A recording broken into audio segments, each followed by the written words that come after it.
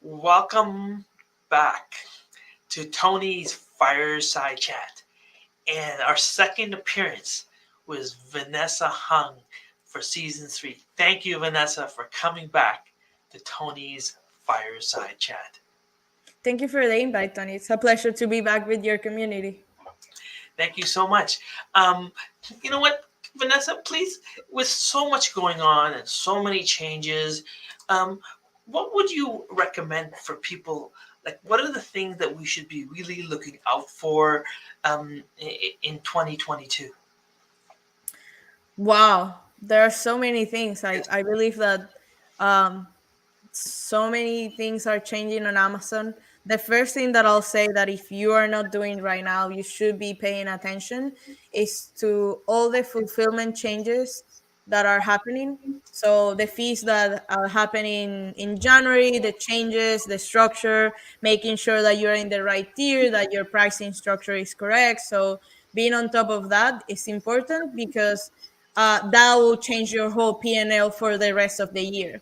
So Mm-hmm. if you are not aware of those fulfillment changes, you may be missing a lot of money, or you may be, not improving the way you should in order to keep your margins accurate or in the same level that they were last year Yeah. if you suffer from something like that.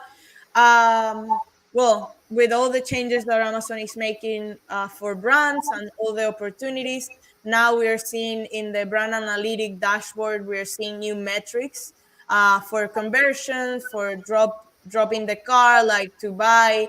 So Amazon is give us a lot of information to make better decisions as brand owners, Mm-hmm. and I think that's something that we need to look up and like not fix, use that information in order to create better processes and to make better decisions, to do better launches, or improve our listings or catalog in general.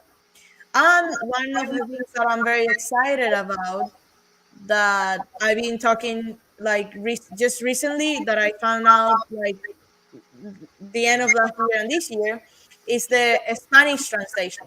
Yeah.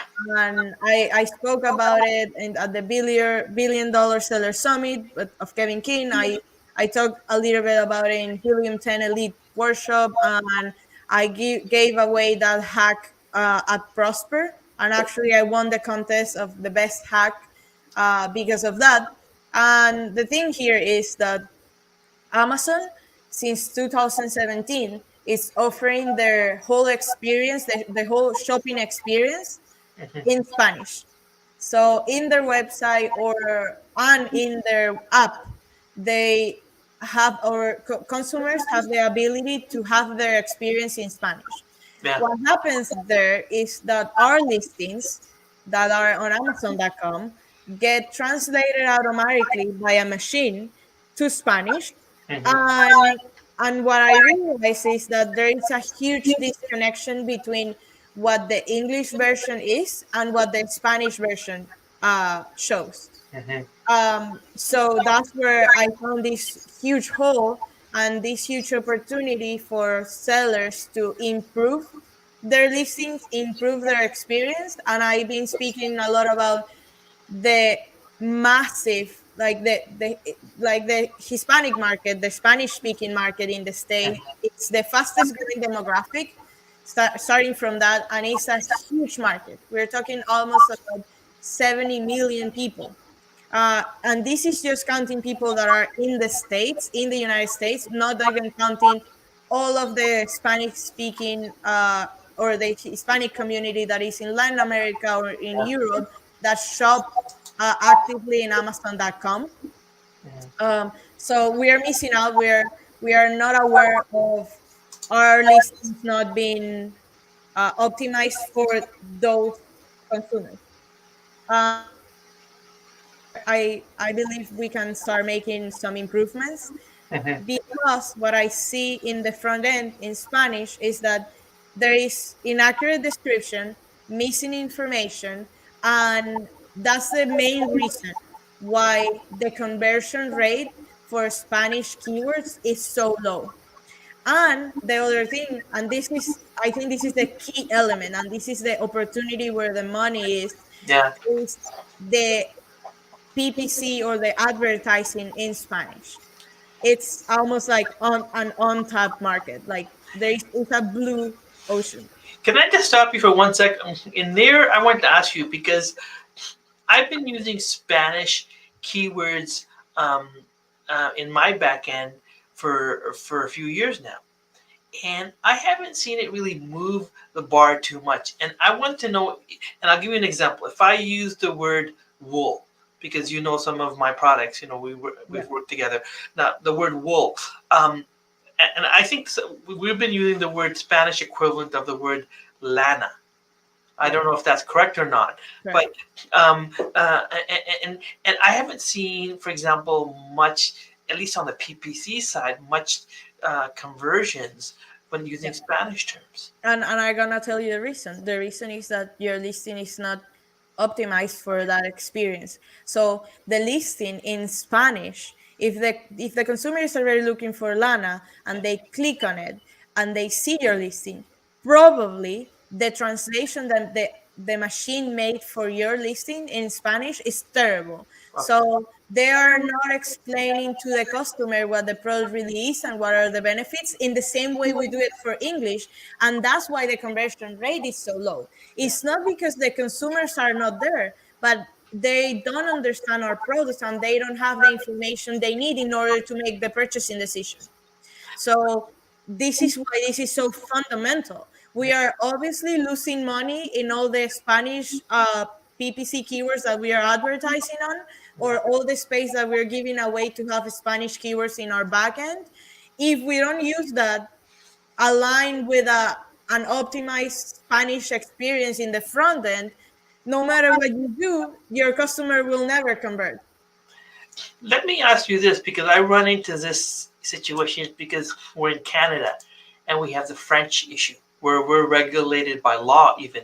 Now, should people be taking that a step further and making sure they have Spanish on their inserts or packaging or hand tags and things? Because then when people get that, they can understand like the instructions or things like that.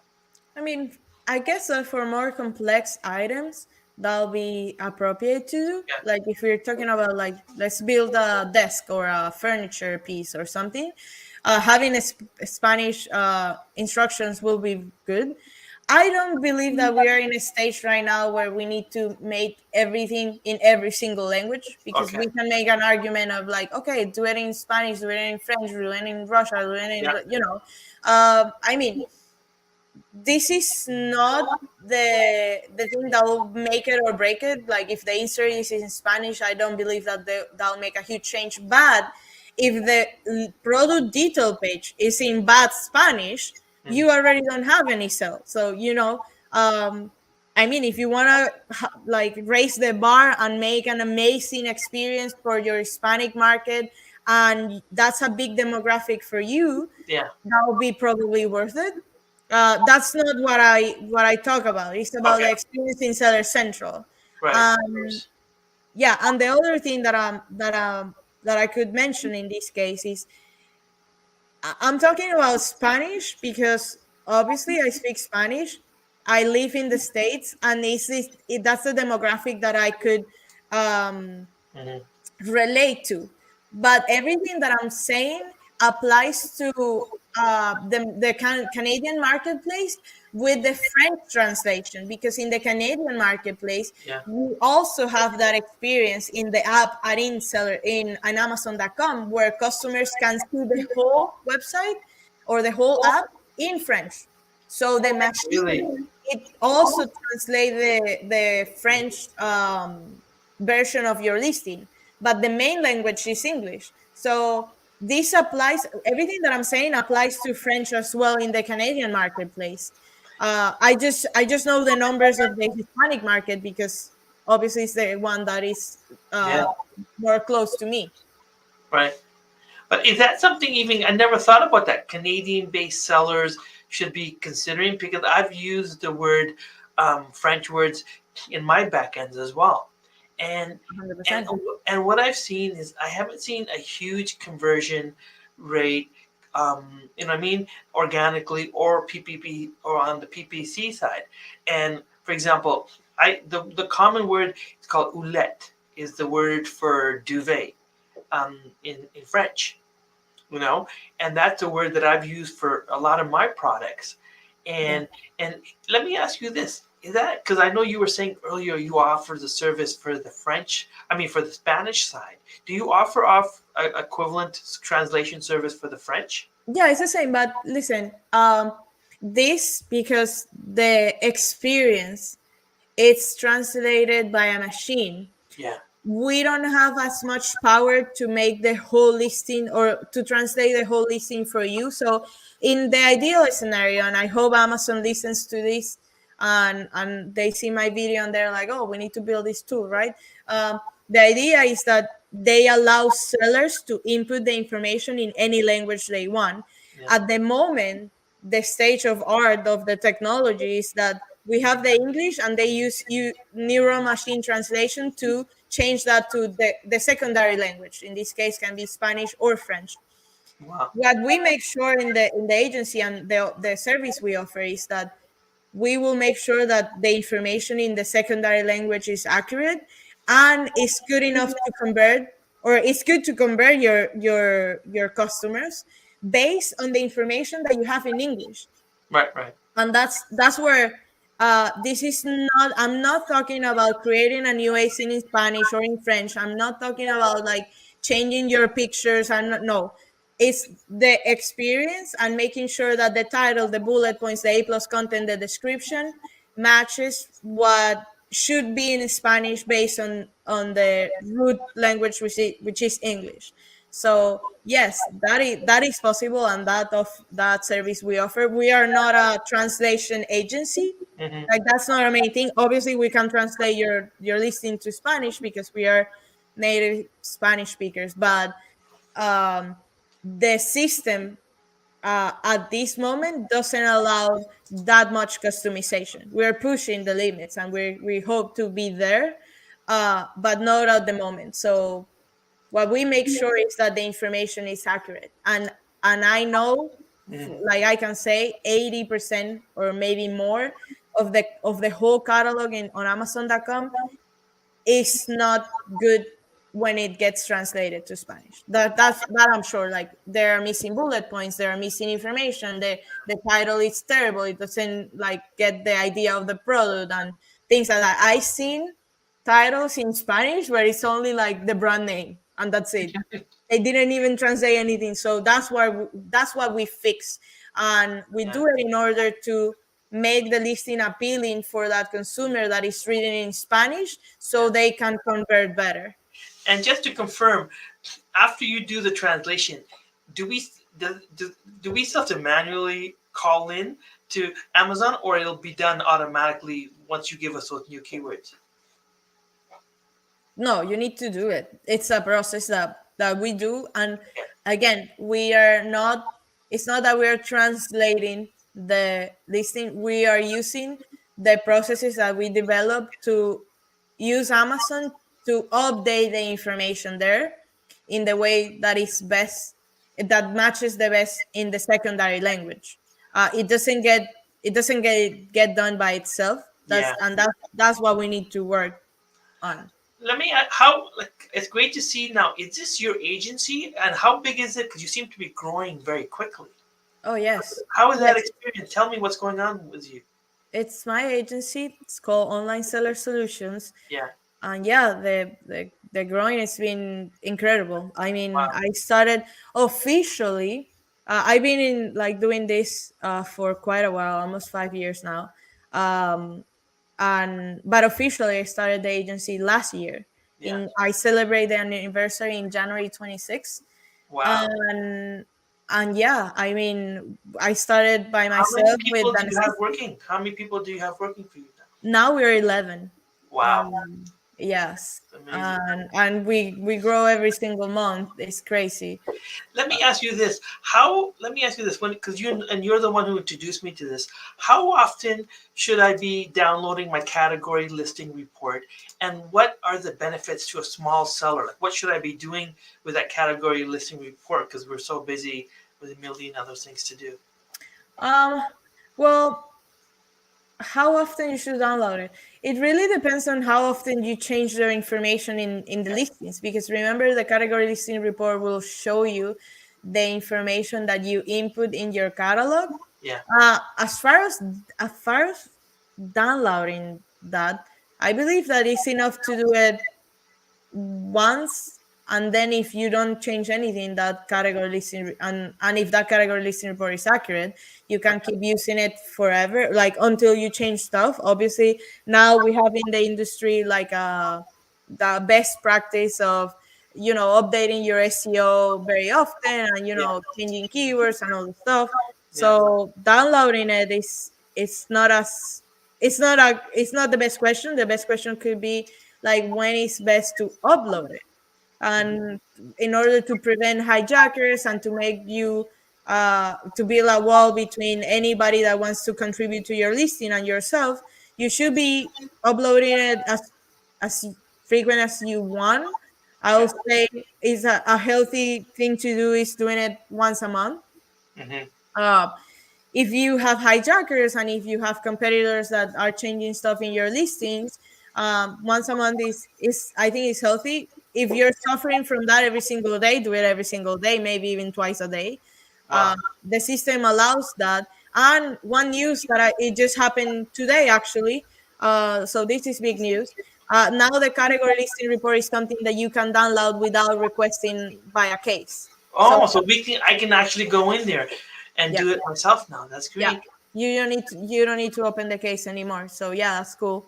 Is that for We're using very only? excited. Yeah. Honestly, I was like, oh wow, Amazon make these changes. So if I keep talking about things, will they fix it? Are they hearing me somehow? This is amazing. One step less is like a huge win. Like Yeah. that if that process used to take you 5 minutes every single month, or I don't know how often you download that. Yeah. Now that those 5 minutes are gone, so processes are getting better, and I love Amazon. Like, they're changing so fast, and that's exciting. Yeah. Should everybody be creating a listing um, through a flat file? Like, because everybody is so much into Seller Central. Like, what are the main advantages of that? Um, I mean, if you don't understand how flat files work, I will encourage you to keep using the user experience that Seller Central give you. Okay. Um, if you're like curious enough, or you want to create better or optimize better the backend of your listings, Hmm. flat files are what is advised. Um, Sometimes I know that that's very scary for some sellers, Yeah. because it can be very overwhelming. There are many things to optimize in the backend of a flat file. Yeah. Um, so I don't know. I don't believe that this is a question that I could answer by just saying like everybody should do it. Like, yeah, of course, everybody should eat healthier, Yeah. right? That everybody should sleep more than like 8 hours. Like, everybody should do this and that. And but if it's not something that you can do, if you're starting, or if you don't have a team that knows about that, use the best that you can and with the things that you know. Obviously, I will always encourage people to learn flat files, because it's the best way to protect your listings, to defend from hijackers, to make better, to take more SEO juice from all the attributes that are available in a flat Yeah. file, rather than in Seller Central. So, I mean, it's a good practice to create and to optimize the backend with a flat file, but I mean that I think that you can be very successful without knowing flat file. Yeah. But I'm assuming the people that you hire would have to be flat file experts, right? Because that's part of what the agency does. Yeah, of course. Yeah. Oh. Because of the fact that, and let me ask you this: so, what's your hiring process? How do you find, train people to do your specialized skills set that you only seem to have right now? Well, I'm very committed to hiring in Latin America. Really? Wow. So yeah, my team is just all based in Latin America, and I build the training. So I build like a internal course Wow. that they can use, and I literally don't require any kind of experience. I train them from scratch, and they are like catalog ninjas eventually. I mean, I've been doing this for a while, so my way to get people and still be committed to my community and my region is just like training them and open them to the possibilities. That's wonderful, wonderful. And one of my last questions that I had was, is it still considered sort of a hack to sort of try to get to the Costa Rica office of Amazon and say you speak Spanish, like tu hablo español, and they would transfer you to Spanish office, and then just say, oh, I speak, English. Does that work? I mean, I don't know if that's a hack. I know people. I don't know. People say it's a hack, but Okay. I don't think that there is any difference. To be very honest, Okay, you it haven't doesn't. noticed a It difference. it doesn't really make any huge difference. You can be lucky and get an amazing person that is based anywhere else than Costa Rica Hmm. and get the solution, or you can have somebody in Costa Rica that don't know anything about what you're talking about. So, Wow. I mean, it's not like in Costa Rica they have this special power. I don't understand why people say that. Yes, they are very efficient. Yes, but I found people in other countries or Yeah. other like they are not in Costa Rica or that don't speak Spanish that are good and they still solve the problem. If you want to use them, of course, do that. Feel free, but it's not like wow, this is a huge advantage and this is a secret weapon. Okay. Not really. It's the same. It's the same people with the same training. Um, Well, perfect. Listen, lastly, my last question is, give me the highlights from Vegas and Prosper. Like, I mean, like, it must have been a lot of fun. Oh wow! Well, yeah, it was amazing. I was at ASD like Okay. the week before Prosper, so I was Wow. in Vegas like almost for 3 weeks. Uh, yes, that was interesting. It was amazing. Prosper this year was incredible. If I compare it to last year, it was like I don't know, 10 times better. Wow. The community was bigger. The people, the quality of the speakers, the floor, the exhibitors, like the Wow. parties, the after parties, everything was amazing. And I'm so grateful to be part of the community. I made so many friends from last year at Prosper that I saw again this year, and I'm like, Amazing. wow, this is so cool. And being part of the community, and I got to talk twice. I did the hack contest and won that, and then I spoke at the Manufacturer in America's panel. So I Yeah. was the moderator and a panelist. So that was super cool. And seeing that people get value out of it is the best part. Because I got to talk to people that follow my content and Yeah. they hear me talking and they're like, "Oh my God, that helped me," or this happened to me. So you see in person the people that have been following you, and that's amazing. And yeah, making connections. It's super fun. Do you have what I was thinking was because I need people to help me on my team, and it's hard because, and I'll be honest, I'm not a huge, not 8 9 figure seller that I can always afford to call you, right? And I Yeah. was thinking, like what I loved was that sort of those little videos that you make that I could almost have used as a training manual and say, okay, maybe 80% of stuff we can kind of do on our own, and then with something really big, we're gonna call you or somebody else. You know what I mean? And I would love your training manuals. Like if you could buy your main training stuff, they're just awesome. You have so much information. Yes. Thank you so Don't do much. that. You know. Yeah. So Uh, listen, that's the end of the chat. I want to thank you so much. Lastly, how can people get a hold of you, Vanessa? sure. So if you want to learn about the unsexy side of Amazon, go to fulltime.amazon. on Instagram, Full Time Amazon on Facebook, Online Seller Solutions, LinkedIn, Vanessa Hung. And that's where you learn about all the cool stuff. And you will see me talking and videos and step by step processes, SOPs. And if you want to contact the team, if you want to work with us, you have any issues, you can email us to hello @fulltimeamazon.com or going to our website onlinesellersolutions.com, and we have a form there that you can fill in with the information of the project you need, or if you need information for account management also, everything is there.